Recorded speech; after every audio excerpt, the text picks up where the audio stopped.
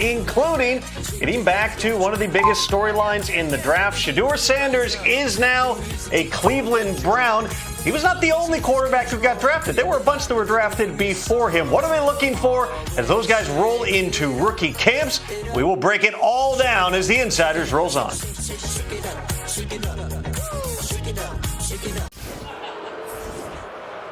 With the first pick in the 2025 NFL Draft, the Tennessee Titans select Cameron Ward, quarterback, Miami. So the expected is now official. And Cam Ward comes out of the green room. His night was as quick as we thought it would be. And he is the first overall pick of the 2025 NFL Draft. Cam Ward, number one pick, number one jersey. Warren Moon giving him the permission to wear that jersey. Yes, Warren Moon was with the Oilers, came to Titans. You follow all that. And he said, yeah, go ahead, go wear the number one. So Cam Ward, number one for the Titans. Mark Ross and Jeffrey Chadiha tied for number one in our hearts and in your programs. We are going to talk about rookie minicamps. 26 rookie minicamps opening up this weekend. Mark, starting with you, you just saw Mr. Cam Ward, the Titans. Your thoughts on what they've got coming in from a rookie perspective? Well, first of all, it's always amazing for the scouts and coaches because you talk about these guys, you don't see them the first time they're in your building. Everybody's like, they're all going to be Pro Bowlers. But for the Titans, of course, it's all about Cam Ward and his development, not just on the field, but off the field as well. There's so much more to being a franchise quarterback than just playing. Before you even get into a game, you have to handle the staff. You have to handle the community relations people, the PR people, the people in the building, the ownership. So Cam Ward, I think, will have to adjust and develop, but I think he's built for that. And also for Cam, what's been interesting is they've got some veterans who won't be there, but 3 fourth-round picks on offense for Cam Ward. And Eli Ayomanor, Adike, the receiver from Florida, and Gunnar Helm, the tight end from Texas. So it's a chance for the three of them to get an early bond there with Cam Ward on and off the field. Really, all four of those guys get together and say, hey, we can all grow together, make this thing happen in Tennessee. Cam Ward told the Titans during his pro day he was solidifying that day. He did, and they take him at number one. So he's got the clear runway to become their starter this upcoming season. Jeffrey Chadiha, the Jaguars going to be welcoming in their 10 draft pick. I said 10. You go, wait, hold on. 9 pick. No, 10. Travis Hunter counts as 2. He does. And Mark talked about Cam Ward, but it feels like Travis Hunter is a quarterback coming to Jacksonville with all the hype around him, with James Gladstone, the general manager, talking about how this player is going to revolutionize football. So I'm curious to see how they're going to be treating him in his first rookie minicamp and where he's going to be lining up.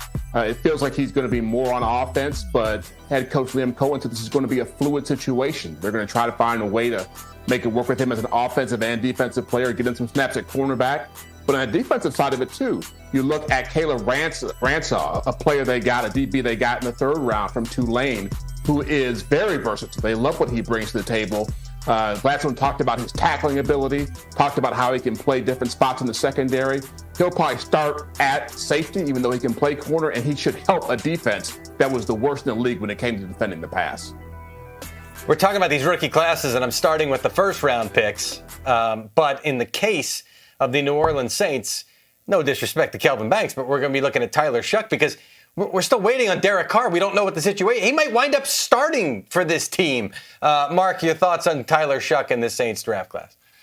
Talked about Cam Ward getting ready from day one. Do we have to do the same thing with Tyler Shuck down there in New Orleans, or Spencer Rattler have something to say about it, guys? But yeah, you really don't take him and make that draft passing over some other guys without saying, you know what, we really believe something in you. New head coach Kellen Moore obviously probably had his fingertips all over this pick here and said, of all of these players here, all of these quarterbacks, this is my guy. So he has to make it work. He has to make Tyler Shuck look good. He has to prepare him from day one to say, you're going to take over the reins no matter if Derek Carr is ready or not. So that'll be interesting to see how many reps he gets as the one. If Spencer Rattler, they mix him in there as the one, or if they balance it a little bit. And yeah, Kelvin Banks Jr. can grow with him too. Mike G, you got to give the first round player some love there. Listen, we're quarterback biased around here, I guess you could say. Tyler Shuck, by the way, already throwing with his Saints teammates, so he understands, Mark, what time it is. Let's go to Jahdae Barron and the Denver Broncos draft class. Jeffrey Chadiha to wrap this up. Yeah, the Broncos were super excited to get him because they did not think he would be there when they were drafting 20th overall, and they love what he brings to this defense. So watching him in rookie minicamp, it'll be curious to see where they line him up at because he can do so many things in the secondary. And General Manager George Paton talked about how this guy is great in zone. He's great in man coverage. He's got great instincts. You can see him in the nickel. You can see him outside. They love his versatility and adding him to a defense that already has Patrick Surtain Jr. and Riley Moss at corner. You can see him being super disruptive. But then the running back in the second round, R.J. Harvey, who really is a guy who looks like a little bit like Darren Sproles when he runs. And you remember what Darren Sproles did for Sean Payton down in New Orleans. They love his explosiveness, and they really fell in love with what he could bring to the table in terms of being a dynamic runner. He's not a polished receiver yet, but Sean Payton thinks he can get there because he's got the soft hands and might be able to be that joker running back that they've been trying to find down there for the last couple of years. Mark Ross and Jeffrey Chadiha with all the information to have you looking smart at your rookie minicamp tailgate. And if you are tailgating for rookie minicamp, you're crazy. We love you, but you're crazy. Thank you, Mark Ross. Jeffrey Chadiha. Coming up next, Dallas Goedert on a normal day probably would have been talked about in the first segment of this show. It didn't happen. We had the big news earlier on George Pickens, so we're going to break down what happened with Goedert and the Eagles today.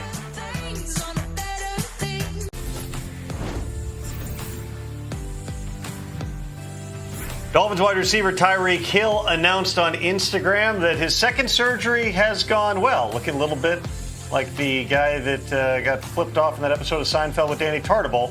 Bottom line, second surgery, this was pre-planned. He was getting the hardware out of that wrist that he had surgically repaired. All went well. Still on track in terms of the timeline. The big news of the day.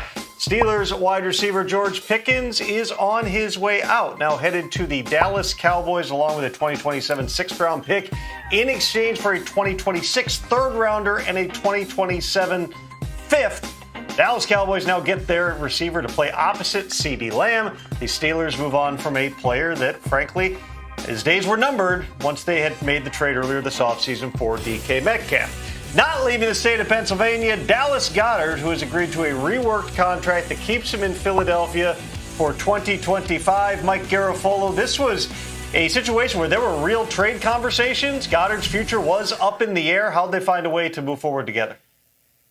Yeah, there were real trade conversations. So you said, well, usually you want to trade a guy, you trade a guy or you cut a guy. Well, the Eagles had a tight budget because they have to spend across the roster, and you win Super Bowls, you draft good players, and you spend a lot of money in a lot of places. So Dallas Goedert was in the area of $14 million. He takes a couple mil off of that, but he gets it all now. It's fully guaranteed. He's got some incentives to get close to that as well. He did have the option of potentially exploring some places elsewhere in a trade, but sounded like he preferred to come back to the Eagles, even on a reworked salary, rather than explore those other possibilities there. So Dallas Goedert returns to the Eagles, where the coaches certainly wanted him back. He wanted to be back. He wanted the chance to run it back with his teammates and potentially defend this one with them. So that is going to be the case with Dallas Goedert back in Philadelphia, who didn't really draft a tight end high enough to say, okay, we just cut him. Meanwhile, Mark Andrews, we had sort of paired Andrews with Dallas Goedert and said these are two veteran tight ends who could be available via trade and have salaries where they're at in the last year of the deal. This one's a little different because you've got Isaiah Likely there, and it still feels like something has to give here with Mark Andrews. My understanding is nothing is imminent, whether it's a contract extension, a trade, or whatnot, but something still has to give here because which tight end are you going to extend? If you extend Likely, it means you're not going to have Andrews for the long haul. So does he just play out the final year of his contract? Do you still try to find a suitor for him? If you extend Andrews, what do you do with Likely? So there's still a couple of moving parts there. But just like Dallas Goedert, even though the Ravens are exploring trades or all scenarios, frankly, and have, they still value Mark Andrews and still would welcome him back for the 2025 season. So we'll see where this one goes. Again, nothing imminent, but still keeping an eye on this one after what happened with Dallas Goedert today in the Eagles. And as today proved, Just because it's May 7th doesn't mean you still can't have blockbuster trades happening around the NFL. Ian?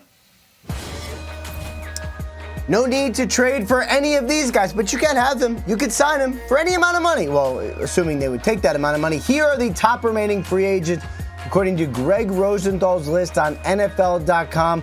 Amari Cooper, still a big-time receiver, obviously linked to, I don't know, let's just say any team that might suddenly have a big-time receiver need today. Asante Samuel, Aaron Rodgers still there. Who better to break it all down than our good friend Jeffrey Chadia, who has an article on NFL.com breaking down the potential landing spots for some of the top free agents.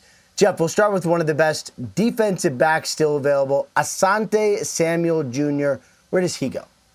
Yeah, he's got some options out there because there are teams that need cornerbacks like Miami, but I put him with the 49ers. And I go here because they play a lot of zone defense, and Asante Samuel was a player who struggled with man coverage. He wasn't very healthy last year. He missed 5 games, but I think putting him with Robert Saleh in a defense that's going to be easier for cornerbacks to play a lot of zone coverage, not have to be under a lot of pressure. This team lost 3 cornerbacks from last year, so I think that's a good place for him. Like the call there. Okay, let's go to the next one. Zadarius Smith, one of the star pass rushers of the trade deadline, obviously got dealt in a big deal to the Detroit Lions, which I broke. Congratulations to me. What is the best fit as we look forward to his free agency? Well, a return to Detroit makes a lot of sense, and they haven't closed the door on that, even though they brought back Marcus Davenport from last year. I know Zadarius Smith is 33, but he had 40 pressures in 9 games last year, a 21% pressure rate.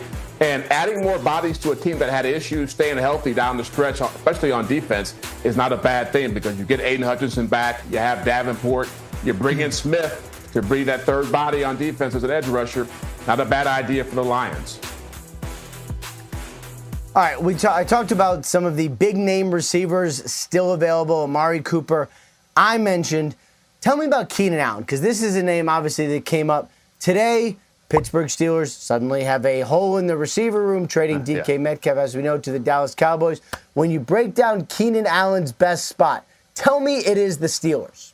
It's not the Steelers now because that information was not available when I wrote this column, Ian. So I'm going with the Cardinals. Just because, all right, give it to me. Look, they used the 4th overall pick last year on Marvin Harrison Jr. He showed a lot of flashes, but they need some help to get him going. Bring in Keenan Allen, a proven veteran who could help him grow, play in the slot for you. He quietly had 70 catches last year for the Bears. I know it was a disaster over there offensively, but he still showed that he can play some good football for you. And for a team that doesn't have that many older receivers, bringing in Keenan Allen to that group with the Arizona Cardinals could help them continue their rise back into playoff contention. Now, I know Keenan Allen wasn't thrilled with the way it ended with Chicago. Wasn't thrilled with the entire experience there. This one would make sense that he's kind of entering that time in his career where it's like he goes from only worrying about his own performance, just being the star receiver that he's been, to helping the locker room, helping the young guys. Would actually make a lot of sense as far as transitioning to the next part of his career. I like the fit there.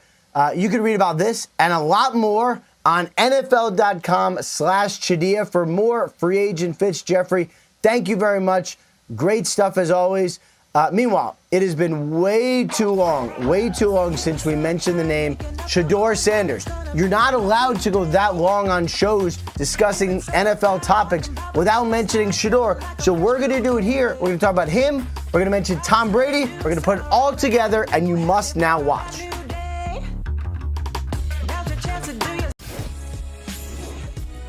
You might have heard that Shedeur Sanders had a bit of an unusual draft weekend, going all the way down to the 5th round, 144th overall, before the Cleveland Browns drafted him, and he celebrated with a jig and a dip into the pool.